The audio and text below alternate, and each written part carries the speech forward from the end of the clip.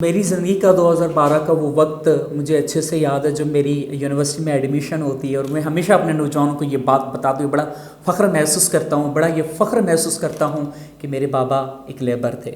यकीनन उसका मेरी ज़िंदगी में बहुत बड़ा कंट्रीब्यूशन था। लेकिन एक वक्त आया था 2012 में जब मेरी यूनिवर्सिटी में एडमिशन होती है। मेरे बाबा मुझे बिठा के कहते हैं कि मुझे फ़ख्र है कि आज मेरा औलाद जो है, मेरा बच्चा जो है वो यूनिवर्सिटी में पढ़ने जा रहा है, लेकिन मुझ में इतनी हिम्मत नहीं है मैं उसको पढ़ा सकूं। बाबा के वो लफ्ज़ मैं ज़िंदगी में कभी नहीं भूल सकता। उन्होंने कहा, लेकिन तुम जाओ, पढ़ो, मैं ख़ुद को गिरवी रख कर, मैं ख़ुद को बेच के तुम्हें पढ़ाऊँगा। तो वो लम्हात और वो लफ्ज़ मेरे लिए किसी एजाज़ से कम नहीं थे। सफ़र यकीनन थोड़ा सा मुश्किल था, लेकिन मैंने अपने बाबा के पाँव पे हाथ रखा और मैंने कहा कि बाबा सिर्फ आपका प्यार और आपकी दुआएं मुझे चाहिए और मैं इंशाल्लाह कामयाब होके ही लौटूंगा। उस वक्त में जो प्रॉब्लम्स आए, उस वक्त में जो हर्डल्स आए, आई रिमेंबर जब 2012 में मैं यूनिवर्सिटी ऑफ सेंट जॉन शुरू में मेरी एडमिशन होती है। मेरे पास खाने के लिए पैसे नहीं होते थे, मेरे पास पहनने के लिए अच्छे अच्छे कपड़े नहीं होते थे। एक फटी हुई टी शर्ट पहन के जाता था और एक छोटा सा रजिस्टर जो मैं कॉलेज में यूज़ करता था वो लेके जाता था। मैं हैदराबाद के बड़े बड़े बेंगलोर्स में बड़े बड़े लोगों के पास जाता हूँ और उनको कहता हूँ कि मुझे अपने पास रख लें, बस मुझे और कुछ ना चाहिए, 2 वक्त का खाना चाहिए और मुझे जो है वो रहने के लिए छत चाहिए ताकि मैं अपनी तालीम को कंटिन्यू कर सकूँ।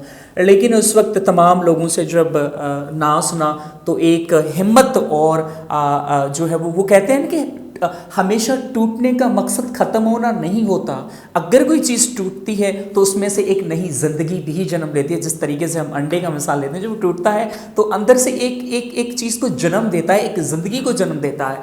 तो वो वक्त जो मुश्किल वक्त था, और मैं हमेशा उस मुश्किल वक्त का बहुत ज़्यादा शुक्रगुजार करता हूँ। अगर कि वो मुश्किल वक्त ना आता तो आज यकीनन राजकुमार ना होता और पूरे पाकिस्तान के नौजवान उसको कभी ना सुनते। And I am really thankful उस लम्हात का, उस रिजेक्शन का, जो रिजेक्शन बाबा ने मुझे दी थी। शायद वो रिजेक्शन इसीलिए थी कि मैं उस मुश्किलातों को देखूं और मैं उन तमाम प्रॉब्लम्स का सामना करूं और उस प्रॉब्लम्स का सामना करते हुए मैं अपनी मंजिल की राहों को हमवार करूं। I remember my first salary जब मैं 2012 में हैदराबाद में आया, जब मैंने बच्चों को ट्यूशन देता था और बच्चों को ट्यूशन देते देते जब मैं आगे अपनी चीज़ों को बढ़ाने लगा। मुझे याद है कि जब मैं 2012 में बच्चों को ट्यूशन पढ़ाता था, मेरी ज़िंदगी की जो पहली सैलरी थी वो सिर्फ 300 पर मंथ थी और आज अल्हम्दुलिल्लाह उनसे कहीं ज़्यादा दुगना रब दे रहा है। कहने का मकसद सिंपल यही है कि जब भी हमने ये सोच लिया कि हम नहीं कर सकते तो आपका माइंड उस बात पे ये तय कर लेता है कि आप नहीं कर सकते। कहते हैं कि पंखों में कुछ नहीं दोस्तों, हौसलों में उड़ान होती है। जिसके हौसले हो बुलंद उसी की ही जीत होती है। कि जब आप उठते हैं, कान किसी ने के थक गए हो आराम कर लो, थक गए हो आराम कर लो, मगर अपने इरादे ना तब्दील करना। तो जो प्रॉब्लम्स आपकी ज़िंदगी में आते हैं, बस ज़ाहिर तो वो आपको प्रॉब्लम्स लगते हैं। एक छोटी सी मिसाल मैं हमेशा अपने नौजवान को कोट करता हूँ कि जब घोड़ा रेस में होता है, घोड़े का मालिक अपने जो है वो घोड़े को मारता रहता है। घोड़ा ये समझता है मैं चल भी ठीक रहा हूँ और मैं रेस में भी ठीक भाग रहा हूँ, लेकिन मेरा मालिक मुझको मारता क्यों है।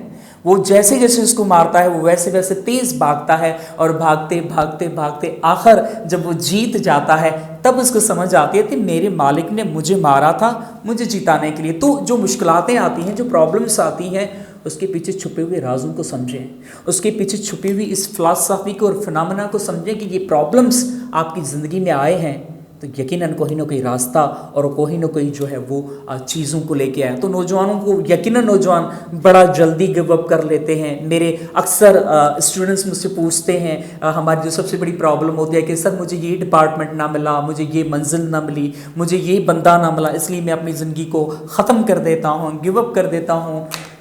खुद की इम्पोर्टेंस को जानें, खुद की वैल्यू और ख़ुद की कदर को जानें और यही कहें उनको जो आपको नहीं मिलते। हमें इसका गम नहीं कि हमें मंजिल न मिली, हमें इसका गम नहीं कि हमें मंजिल न मिली, अरे पछताएगी वो मंजिल जिसको हम न मिले। ख़ुद की पावर को, ख़ुद की वैल्यू को इतना बड़ा करें कि जिसको आप नहीं मिलते, जिस इदारे को आप नहीं मिलते, जिस डिपार्टमेंट को आप नहीं मिलते और जिस इंसान को आप नहीं मिलते, वो पछताए कि उसने आप जैसा एक अनमोल हीरा खो दिया, उसने आप जैसा एक सिंसियर बंदा खो दिया।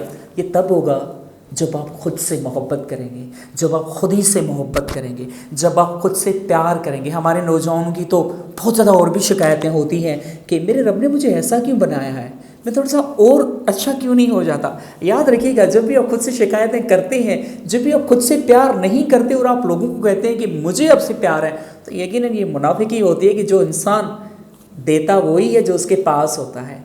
आप अगर प्यार करते हैं इट मीन कि आपके पास बहुत ज़्यादा प्यार है। अगर आप नफ़रत करते हैं तो आपका कसम नहीं है कि आपके पास बहुत ज़्यादा नफ़रतें हैं। तो देने वाले बन जाएं। और मेरे मुर्शिद कहते हैं कि बेटा बड़ा वही होता है जो बढ़ बढ़ कर देता है, बड़ा वही होता है जो बढ़ बढ़ कर देता है। मेरा रब देता तो सबको है मगर लेता किसी किसी से है। वो वक्त भी होता है, वो मशवरे भी होता है।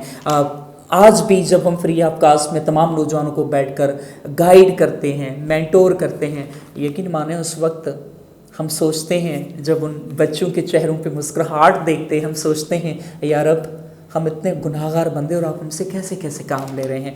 तो यकीन माने पॉजिटिव बन जाएं, आपके आसपास की जितनी भी चीज़ें हैं वो पॉजिटिव हो जाएंगी, वो खुद ब खुद खुशी में तब्दील हो जाएंगी।